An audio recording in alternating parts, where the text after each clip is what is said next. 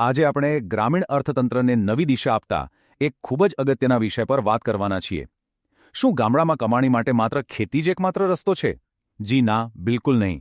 આજે આપણે એવા 10 વ્યવસાયો વિશે જાણીશું જે પરંપરાગત ખેતી પર આધારિત નથી, જેમાં રોકાણ નહિવત છે અને છતાંય ગામડામાં રહીને જ સારી એવી કમાણી આપી શકે છે. તો ચાલો આ વિષયમાં થોડા ઊંડા ઉતરીએ. શું ખેતી કર્યા વગર મહિને 50,000 રૂપિયા કમાઈ શકાય ખરા? સામાન્ય રીતે એવી માન્યતા છે કે ગામડામાં ખેતી સિવાય કમાણીનો બીજો કોઈ વિકલ્પ જ નથી હોતો, પણ આ એક બહુ મોટી ગેરસમજ છે. હકીકત તો એ છે કે આજે એવી અનેક તકો રહેલી છે જેનાથી સ્થાનિક સ્તરે જ રહીને ખૂબ સારી આવક ઊભી કરી શકાય છે. આજના આપણા આ અહેવાલનું માળખું કંઈક આવું રહેશે.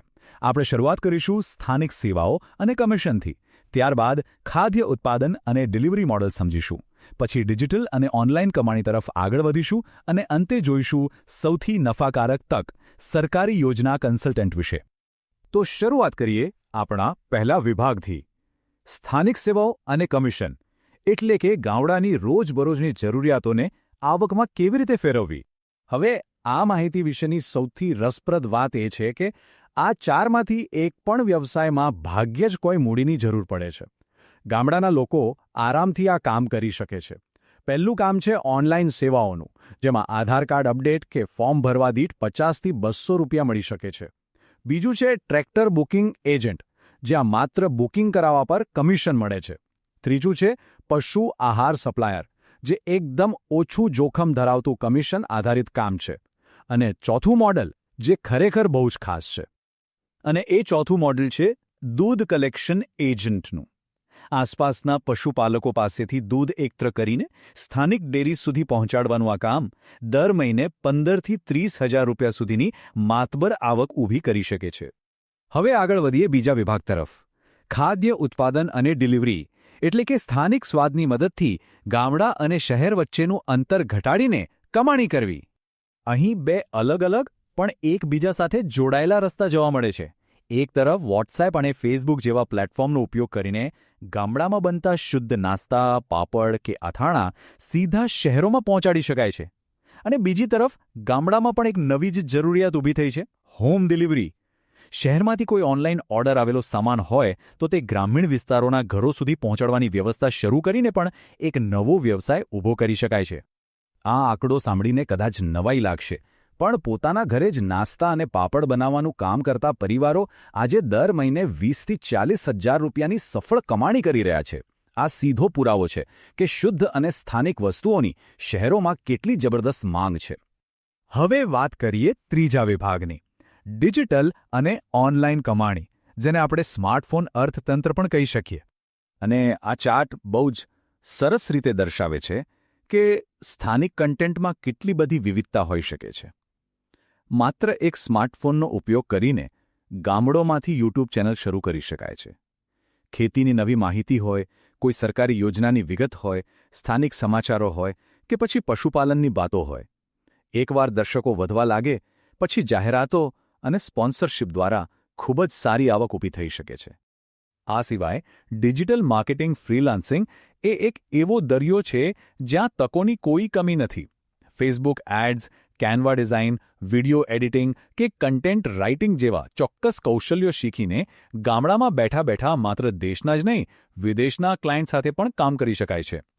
આ જ આવડતનો ઉપયોગ કરીને સ્થાનિક દુકાનો, શાળાઓ કે હોસ્પિટલોના સોશિયલ મીડિયા મેનેજમેન્ટનું કામ પણ સરળતાથી મેળવી શકાય છે.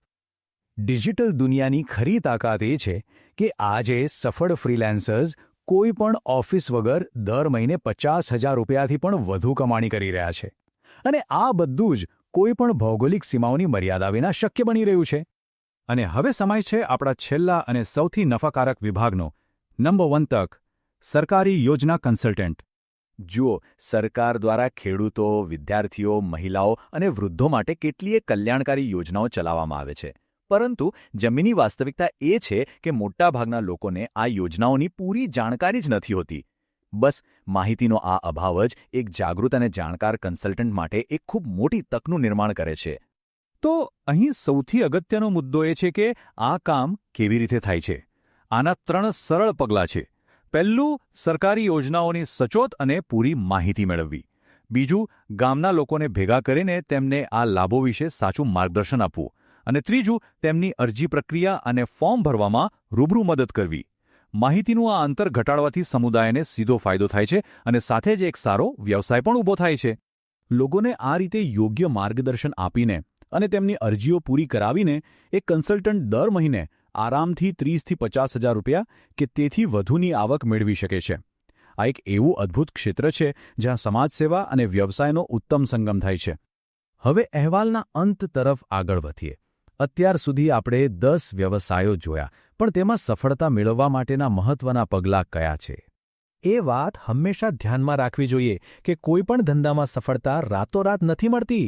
ટકાઉ વ્યવસાય માટે આ 3 પગલાં લેવા અત્યંત જરૂરી છે. પહેલું, હંમેશા નાના પાયે શરૂઆત કરવી જેથી જોખમ ઓછું રહે. બીજું, કામની ગુણવત્તા જાળવી રાખીને ધીમે ધીમે ગ્રાહકોનો વ્યાપ વધારવો. અને ત્રીજું, સતત નવું શીખતા રહેવું. બસ આ જ રસ્તે ચાલીને ગ્રામીણ વ્યવસાયને લાંબા સમય સુધી સફળ બનાવી શકાય છે. તો અંતે એક બહુ જ મોટો અને વિચારવા જેવો પ્રશ્ન આપણી સામે ઊભો છે કે ગામડામાં વિકાસની શરૂઆત આખરે કોણ કરશે? કદાચ એની શરૂઆત આપણા જ ગામમાંથી કોઈકે કરવાની જરૂર છે. આજના આ ખાસ અહેવાલમાં જોડાવા બદલ ખૂબ ખૂબ આભાર. જો આ માહિતીથી સ્થાનિક સ્તરે કોઈ નવા વ્યવસાયિક વિચારોની પ્રેરણા મળી હોય તો તે અન્ય લોકો સાથે શેર કરવા ચોક્કસ વિનંતી છે. નમસ્કાર.